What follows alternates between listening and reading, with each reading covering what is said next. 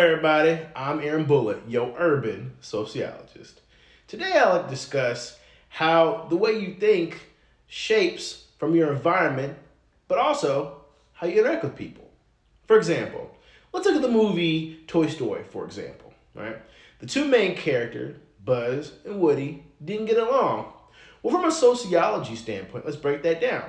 So, Buzz's environment, which as a space ranger is more military, which as a veteran myself, I can understand. It's more regimented, more like one mission, one for all. It has a thought process of a collective. So when coming to Andy's room, he's not used to that. Versus Woody, who comes from a child, room, but more of an introspective because he has more time, he's played with it, so he's able to think more about, his mortality as a toy. Versus Buzz, who was just, I'm a space ranger, he came from this factory, which he thinks, oh, that's what I believe. So, these two characters weren't wrong, if you really look at it, right? Buzz really just didn't see that the environment Woody was in was more free and that he had nothing over him so he could see himself as a toy.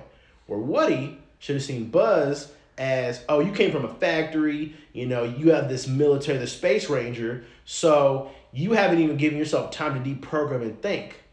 And sometimes when you argue with people or disagree with someone, it's not necessarily they're wrong. It's more about the environment they come from shapes the way they think.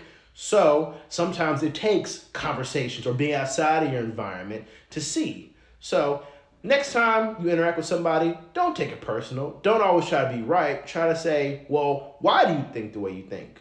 Did you grow up in a household like this? Were you in the military? Were you play sports? Because every piece of society or where they come from matters. Well, that's it for today. I'm Aaron Bullitt, your urban sociologist. And remember, your society or where you come from does shape the way you think.